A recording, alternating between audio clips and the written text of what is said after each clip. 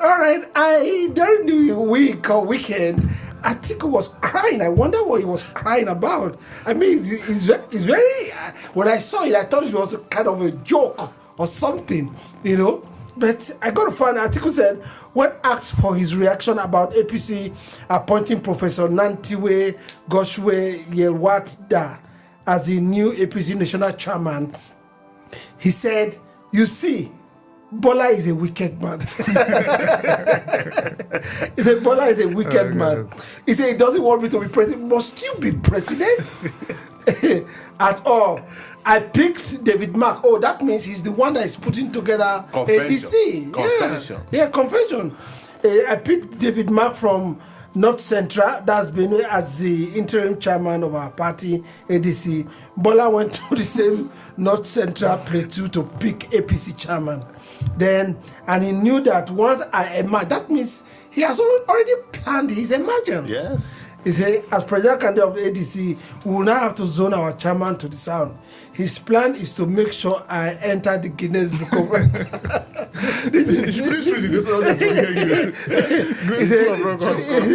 His plan to make sure I enter the Guinness Book of Records as the most presidential election loser ever. I couldn't laugh, but it's not sounding childish in of a sort. Peter, you are laughing the most. Let me start from you. No, firstly, when I saw this, I was trying to get the correlation between appointing Nanti from Plateau and make her losing the election. But it comes to show that they know themselves. Atiku knows Bola very well. And I think he can read from his experience with him what he's planning. And based on his experience with him, he felt that this is his plan will work against him. And this has even equally helped Nigerians to see the truth, which we've been saying here, that ADC is tethered towards one man, which he has done unconsciously, as told Nigerians, that he picked David Mark, that he totally running, which we all have said, which he is entitled to. But having said that, I don't know his fear. If he's that popular, what the opening does shouldn't bother you much. If you're that popular, if you think you are sellable, if you think you are marketable, if you think Nigerians are yearning for you, you shouldn't be paying attention to what Tinubu is doing. You should be galvanizing your own base, planning how to win election, how to take over from him. And most Nigerians feel that they are same old block that has brought us where we are. Not removing Tinubu is the issue. What is your plan for Nigeria? Is it the same thing you told us you're going to make your friends rich? Is it the same thing you did when we were vice president, when you were in control of BPP, that you sold virtually everything to you and your friends? So Nigeria wants a new idea. Nigeria wants a fresh person. That you going to Guinness Record book is avoidable. If now you're certain that you are most likely going to lose, so why take the tickets? Why deny somebody else that can win this election?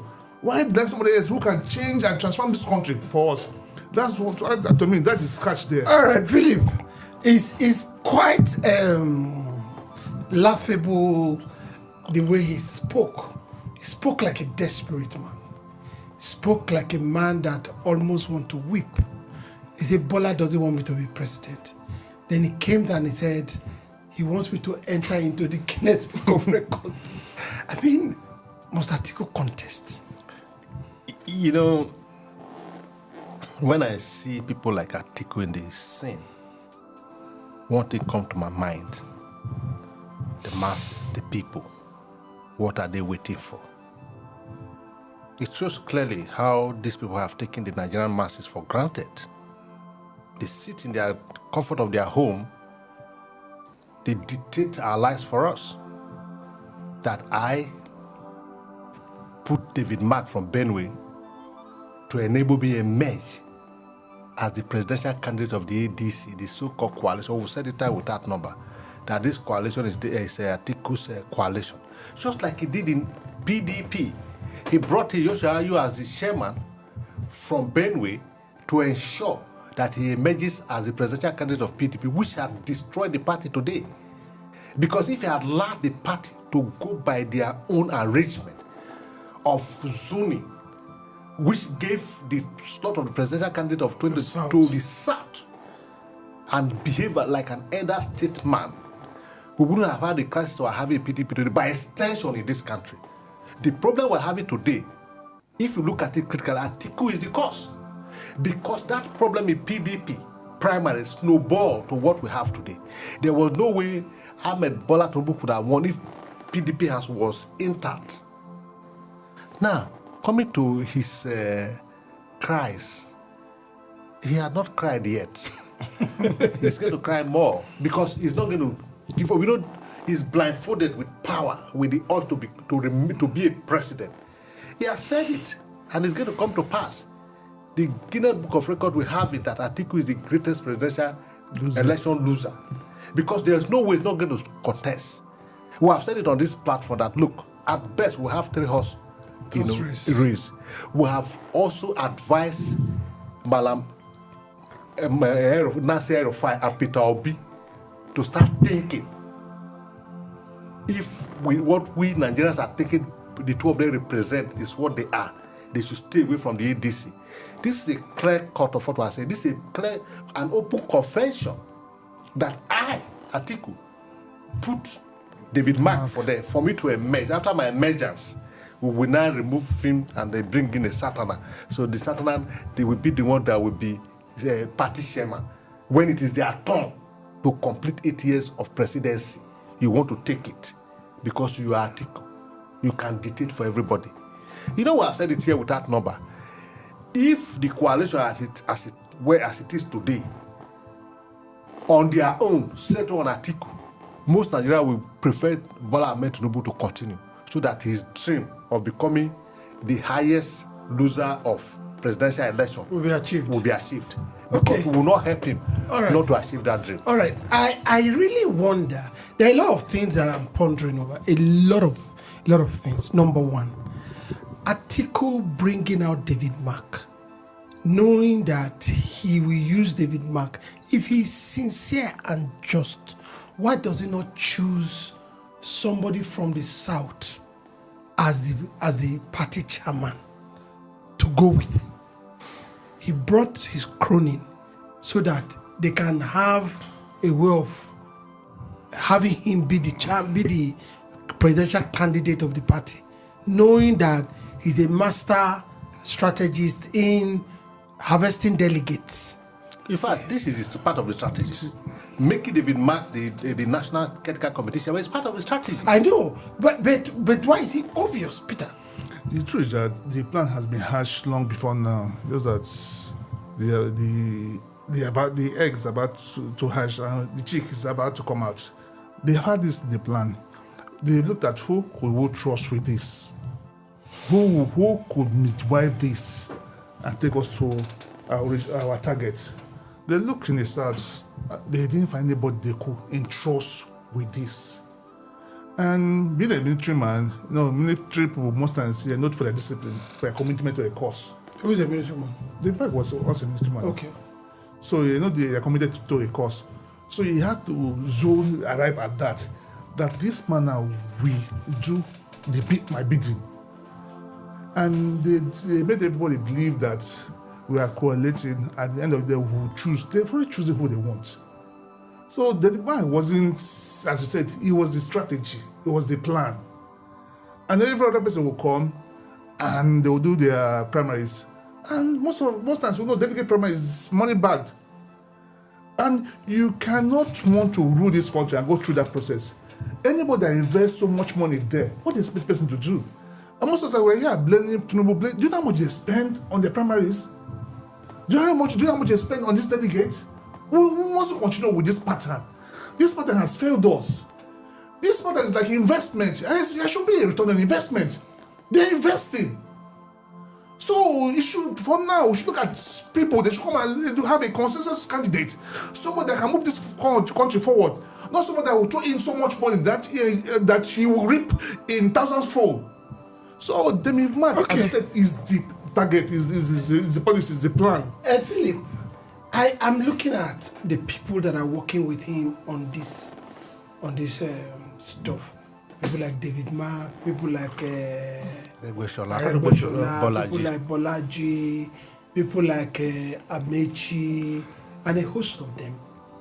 why did they choose to work with a known person that doesn't have justice and equity in his books? Are they also that way? You see, when you look at the Nigerian political class as it is today, majority of them, they are self-serving, which is not supposed to be. We have few of them who are selfless. If you permit me, I will mention some politicians who are selfless in this country, who are shown that they are not materialistics. For instance, Professor Jerry Garner is one of those few persons that are selfless, who want this to be done rightly. The host of other you mentioned, look at David Mark. He was a minister under the military regime. I think he was also a military governor. Yes, He has been in the Senate for 8 years as Senate president, other than being in the Senate. He has been in the Senate for 16 And years. now he has came up as a national chairman of a political party, being prepared for the next government. So what is their interest? It is only for themselves to remain in power and control the resources of the entire nation. So when you see this kind of people gather together, you begin to think. That's why we have said it here, that look, we have also seen people who are also selfless in the person of Peter Obi and Malam Nasir El-Rufai. Forget El-Rufai, other side. There's no man that is perfect. We're in Abuja today. The FCT we have today, it is what El-Rufai has put in place. It's blueprint. Whether you like it or not, he might have other shortcomings. Because you see these three gentlemen I mentioned, if you see them, you see people who want the common man to live. And when we saw Peter Obi and El-Rufai with this coalition, we said trouble, and we said it here, that look, these two guys, do they know who they are coaliting with? These guys are never interested in a Nigerian that work for every one of us. Their only interest is in Nigerian that work for them and for them alone. So we were not surprised when the names of the interim officers came up, and we're glad that the like of El-Rufai and Peter Obi told them that, look, we are not ready to sign in yet. Though we are coaliting with you, we are with you, but we cannot be part of this ADC. It appears they also saw what we are saying, and that is what David Mark has confessed, that he picked. What is his problem with Tinubu picking a man from Plateau to be national chairman? Because the truth remains that the APC national chairman is zoned to the North Central. The man that left before Ganduje is from the North Central. Yeah. So it is proper for them to go back to North Central to pick somebody to replace the man that just left, because he had not, finished his tenure. So why is this a problem to him? It shows to you that, it is a problem to them because they are thinking in their own reasoning that they will use it to campaign against the APC. But the APC are smarter. So that is where we are. So when you see people like Amaechi, what has he done all his life? He was a student union leader. He was a PA to Peter Odili.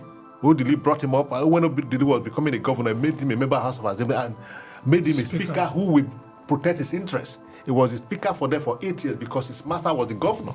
And thereafter, I became governor and all of that. So what interest does he know what the masses are passing through? He doesn't know. So all he believes is where is our Amaechi family? Are they in this country? All right, we can't take more than this for now. But